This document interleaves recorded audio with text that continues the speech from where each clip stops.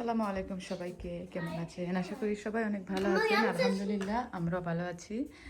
আমার পরিবারের নতুন আরেকটি ব্লগে সবাইকে স্বাগতম। আর আজকে ব্লগটা শুরু করেছি একদম সকাল থেকে। বাচ্চাদেরকে স্কুলের জন্য রেডি করে নিয়েছি। আর ইব্রাহিম ওর নাস্তা খেয়ে ওখানে গিয়ে বসে আছে। আর এই যে ওদের নাস্তা এখনও চলছে। আর আমার আজকে স্কুলে যেতে হবে, তো সকালে উঠে ওদের সাথে আমি একটু হালকা ব্রেকফাস্ট করে নিচ্ছি আর কি। আর এটা হচ্ছে আমার আর কি সকালের একটা ড্রিঙ্কস, তো এটা খেয়ে আমি বের হয়ে যাবো ওদেরকে নিয়ে।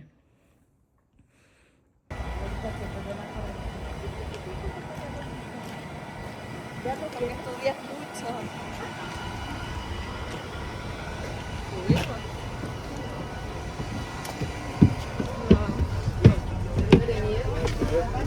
Mucho cambio para ti.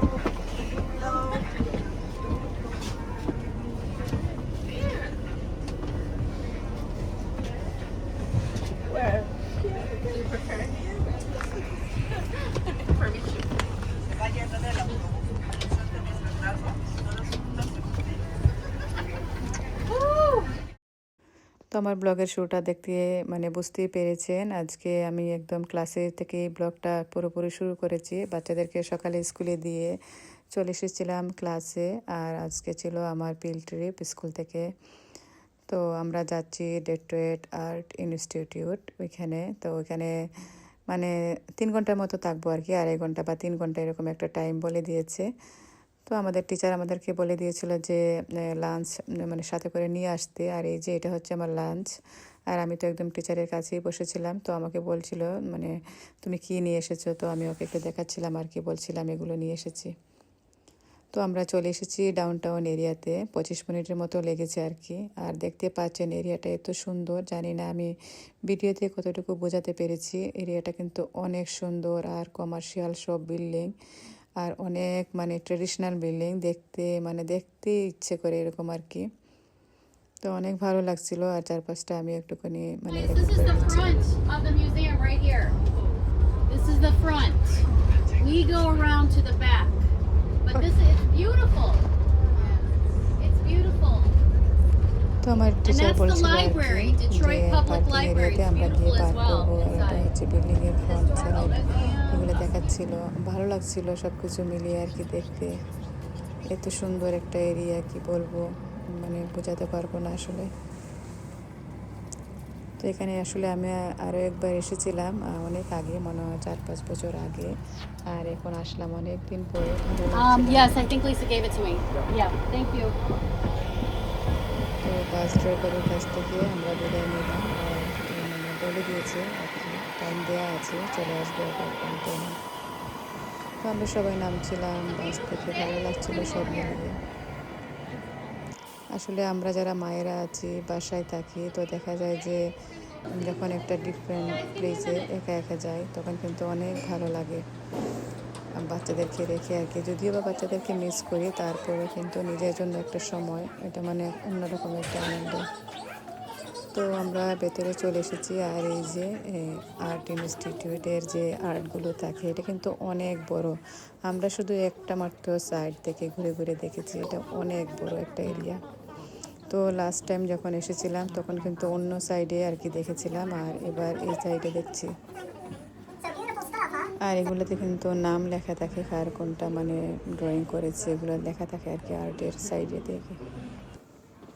তো আমরা এখানে এসেছিলাম, আমাদের সবাইকে একটা করে পেপার দিয়েছিল নেম স্টিকার লিখে লাগিয়ে রাখার জন্য।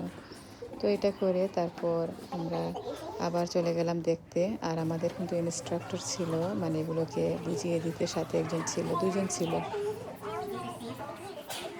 এই যে এই পেন্টগুলো আমার কিন্তু খুবই ভালো লেগেছে। তো এত বড়, আসলে কোন সাইড থেকে কোন সাইড আমি শেয়ার করবো এটাই বুঝতে পারছিলাম না। আর কতটুকু বা ভিডিও করব, করতে করতে কোনো শেষ নেই আর কি ভিডিও করার। আর এই যে এটা কিন্তু একটা স্পাইডারম্যান, একটা ফ্রগ এখানে, বোঝার কোনো উপায় নেই, খুব ট্রিকি, তাকিয়ে থাকতে হয় বুঝতে হলে। আর এগুলো সব কিছু কিন্তু ট্র্যাডিশনাল, অনেক অনেক বছর আগের, শত শত বছর আগের।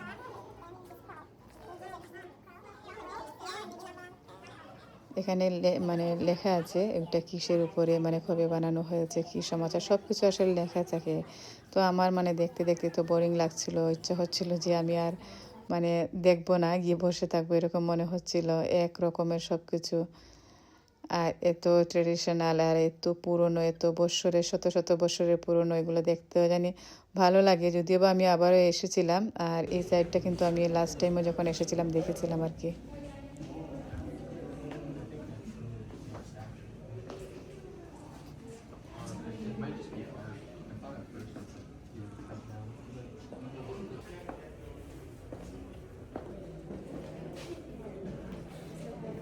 So this is one of the newest things, 2024.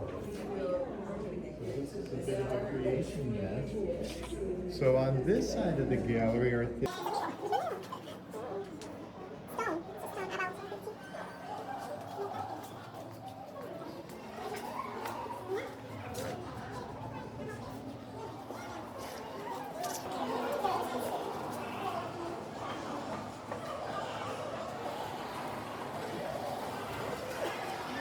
তো ওই ডানকিটাতে সবাই হাত দিচ্ছিল, আর আমাদের যে ইনস্ট্রাক্টর আমাদেরকে বুঝিয়ে দিচ্ছিল, তো উনি বললেন যে এটাতে মানে দিনে কত শত হাত যে পড়ে হিসেব নেই, সবাই এসে এটাকে টাচ করে আর কি। তো এখানে সবাই দাঁড়িয়ে পিকচার তুলছিল। আর এই যে এই জায়গাটাতে, এই সিঁড়িটাতে উঠতে আমার এত ভয় লাগছিল, একদম মানে সার্কেল একটা সিঁড়ি আর অন্ধকার ছিল। আর ধরে ধরে উঠতে দেখতেই পাচ্ছেন কতটা সার্কেল, একদম মানে রাউন্ড দেয়া। এই যে, তো উপরে আসার পর দেখলাম যে আরও অনেক কিছু, মানে শেষ করার মতো না, এত বড় এরিয়া বলে বোঝাতে পারবো না। এত ট্রেডিশনাল জিনিস, অনেক পুরনো। আমি জানি না আপনাদেরকে কতটুকু বোঝাতে পারছি। আসলে আমি রেকর্ডিং করতে করতে মনে হচ্ছিল যে আমার মানে ফোনের গ্যালারি ফুল হয়ে যাচ্ছিল, এরকম অবস্থা আর কি।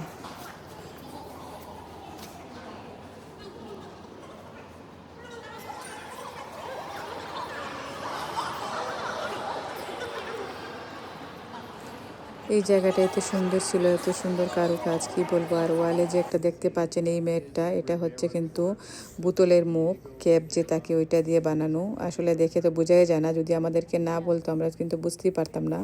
এটা আমার কাছে খুবই ভালো লেগেছে।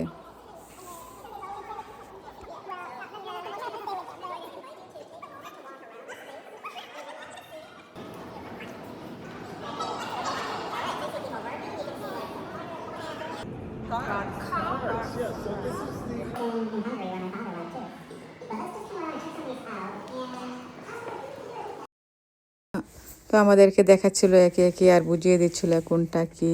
আমার তো একদম মানে লাস্ট মিনিটে মনে হচ্ছিল যে কখন জানি বাসায় যাব, কারণ হচ্ছে আমার বাচ্চারা বাসায় আসার সময় হয়ে যাচ্ছে। আমার তো লাস্ট মিনিটে একদমই ইচ্ছে হচ্ছিল না আর হেঁটে হেঁটে দেখবো।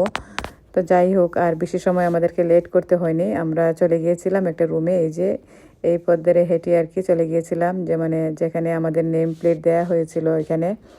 তো এখানে যাওয়ার পর এখানে ছিল পেন্টিং গেম, মানে ওইটা তো আমার আরও মানে কি বলবো, সবাই যতটা এনজয় করছিল আর আমার ততটা বিরক্তি লাগছিল, কারণ হচ্ছে আমার বাসার টান পড়ে গেছে, বাচ্চাদের টান পড়ে গেছে, মানে আমার থাকতে ইচ্ছে হচ্ছিল না আর। এই যে এখানে দেখতে পাচ্ছেন, এটা পেইন্ট করে তারপর আর কি ওয়ালে টাঙিয়ে দিয়েছিল। and try and keep this part clean. Leave that clean. Those little petals, yep. And put your foot down And let's and just the water should spread it on top and then go, oops, I'm sorry, this way তো এটা also. ছিল আমার টান। আর দেখতে পাচ্ছেন আমি একটা green colour choice করেছিলাম আর কি পেন্টিংয়ের জন্য। তো এখানে যত বেশি এটাকে মানে মিক্স করবে তত বেশি পেন্টের কালার আসবে। তো এটা করে আবার ওয়ালে লাগিয়ে রাখবো আর কি। এই হচ্ছে এখানের কাজ। আর আমার মনে হচ্ছিল আমি উড়াল দিয়ে বাসায় চলে যাই। আর একদম দুপুর টাইম, মানে 3টা মতো হয়ে যাচ্ছিল আর কি, 2:30 মতো বাজে। আমার মনে হচ্ছিল যে আমি ফ্লাই করে বাসায় চলে যাই, তো বিরক্ত লাগছিল। তো লাস্ট মিনিটে আর কি শেষ হলো, মনে হচ্ছিল যে কখন জানি আমার বাসায় যাব। তো বাস এখানে আছে, আমরা সবাই অনবোর্ডিং হব আর কি এখন। তো বাসে উঠে বসলাম। রাস্তায় আল্লাহর রহমতে মানে কি বলবো, এত ট্রাফিক ছিল এখানে, তো দেখা যাচ্ছে যে কিছুই বোঝা যাচ্ছে না, মানে ট্রাফিক নেই। কিন্তু আমরা যখন ফ্রিওয়েতে বাসটা নামে তারপর মানে এত ট্রাফিকে পড়েছিলাম, মানে 20 মিনিটের মতো ট্রাফিকে ছিলাম, যদিও বা 25 মিনিটের রাস্তা, 20 মিনিট ট্রাফিকে ছিলাম আর কি।